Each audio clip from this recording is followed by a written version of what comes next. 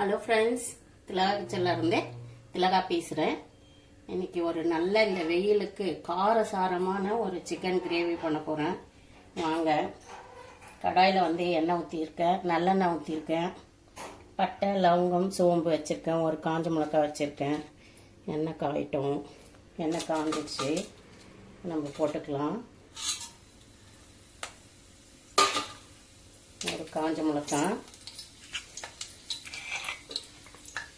பெரிய வெங்காயம் சின்னதாக, பெரிய வெங்காயம் தெரியும் இல்லைங்களா, அதில் ஒரு சின்ன சைஸ் வெங்காயம் ஒன்று எடுத்துருக்கேன். நல்லா பொடி பொடியாக கட் பண்ணி போட்டிருக்கேன். கொஞ்சம் கருவேப்பிலை,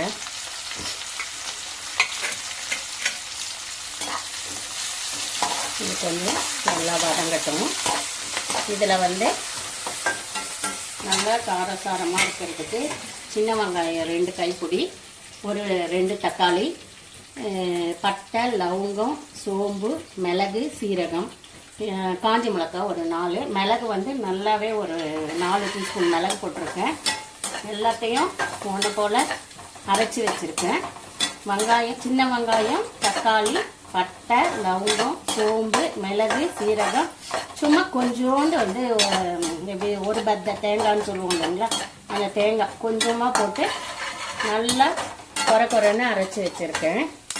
இதில் பட்டை லவங்கம் சோம்பு பெரிய வெங்காயம் ஒன்று போட்டு வதக்கி வச்சுருக்கேன். வெங்காயம் கொஞ்சம் வதங்கின தக்காளி போட்டுக்கலாம்.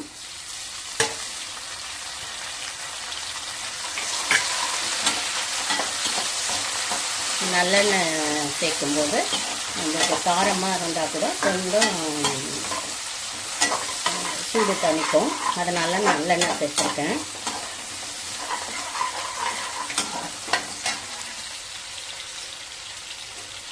இந்த பக்கம் சிக்கன் நல்லா வாஷ் பண்ணி குழம்பு மிளகாய் தூள் 2 டீஸ்பூன், கொஞ்சம் மஞ்சத்தூள், உப்பு, தயிர் நல்லா வாஷ் பண்ணி எடுத்துட்டு ஊற வச்சுருக்கேன். இந்த மசாலாவை இதில் போட்டிடலாம்.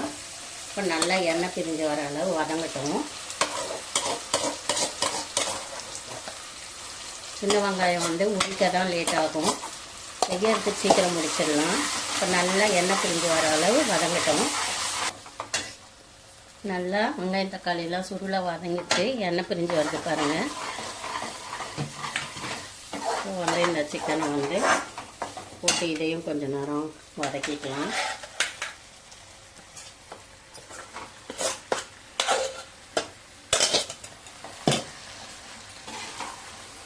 ஒரு டீஸ்பூன் காஷ்மீரி மிளகாய் தூள் போட்டுக்கலாம். நான் இதிலே போட்டு ஊற வச்சுட்டேன்.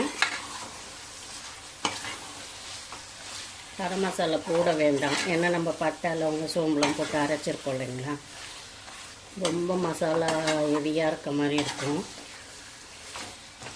அதனால் நம்ம ஃப்ரெஷ்ஷாக அரைச்சி சேர்த்துக்கலாம். இப்போ கொஞ்ச நேரம் சிக்கன் வதங்கட்டும். சிக்கன் கொஞ்ச நேரம் வதங்கிடுச்சு. இப்போ சிக்கன் வேகத்துக்கு தேவையான தண்ணியை ஊற்றிக்கலாம். இந்த அரைச்ச மிக்ஸி ஜார் கழுவின தண்ணி வச்சுருக்கேன், இதில் ஊற்றிக்கலாம். சிக்கன் முழுகிற அளவு தண்ணி ஊற்றிருக்கேன். சிக்கன் வேகட்டும். வேகிற வரைக்கும் வெயிட் பண்ணலாம். சிக்கன் எண்ணெய் பிரிஞ்சு வரது பாருங்கள். இன்னும் கொஞ்சம் திக்காகட்டும். இந்த பக்கம் ரசம் கொதிக்குது, ஆஃப் பண்ணிடலாம். கொஞ்சம் கொத்தமல்லி போட்டுக்கலாம். இந்த பக்கம் கேரட் பொரியல் பண்ணியிருக்கேன். இதை எடுத்து வச்சுக்கேன். நல்லா சூப்பரான காரசாரமான சிக்கன் கிரேவி கொத்தமல்லி போட்டு ஆஃப் பண்ணிடலாம். இந்த பக்கம் கேரட் பொரியல் ரெடி ஆகிடுச்சு, ஆஃப் பண்ணிடலாம். இந்த பக்கம் சிக்கன் கொஞ்சம் ஃப்ரை பண்ணிகிட்ருக்கேன், ரெடி ஆகிடுச்சு.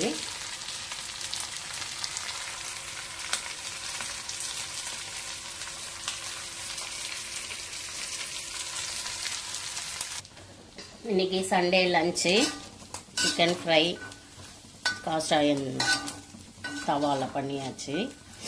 ரெடி ஆயிடுச்சு. ஆஃப் பண்ணிடலாம். கேரட் பொரியல்,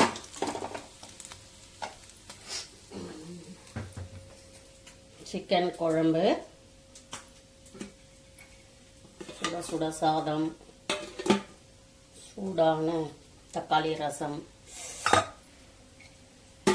தயிர், பாதாம் ஜூஸ்.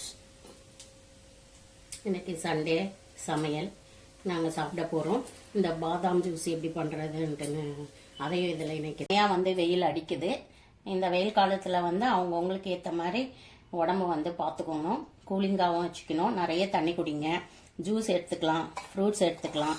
இன்றைக்கி நம்ம பாதாம் ஜூஸ் போட்டுக்கிறோம். பாதாம் பவுட்ரு வச்சுருக்கேன். இது ஒயிட் சுகர், முந்திரி வச்சுருக்கேன். சப்ஜா சீட்ஸ் ஒரு 1 ஹவருக்கு முன்னாடி ஒரே ஒரு டீஸ்பூன் தான் இதில் போட்டு கொஞ்சம் வெதுப்பான நீரில் ஊற வச்சுருக்கேன். இந்த மாதிரி பண்ணும்போது நம்மளுக்கு உடம்பு கொஞ்சம் நல்ல கூலிங் கிடைக்கும். இந்த சம்மருக்கு சுகர் இருக்கவங்க இதை தாராளமாக யூஸ் பண்ணலாம், நல்லதுன்னு சொல்லியிருக்காங்க. பால் ஒரு கிளாஸ் எடுத்திருக்கேன். இப்போ நம்ம போட்டுக்கலாம்.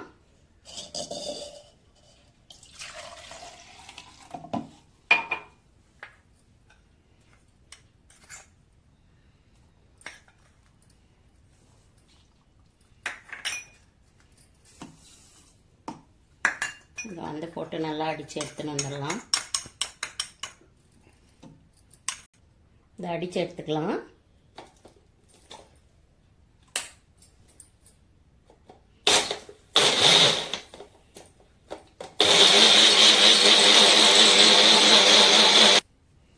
பாதாம் மில்க் ரெடி ஆயிடுச்சு.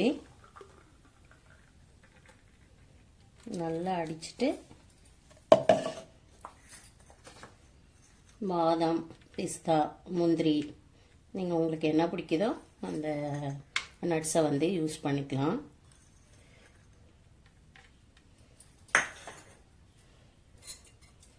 இந்த சப்ஜா சீஸை மேலே போட்டுக்கலாம்.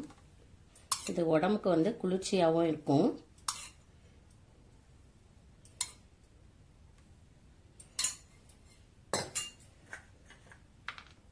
பாதாம் ஜூஸ் ரெடி ஆயிடுச்சு.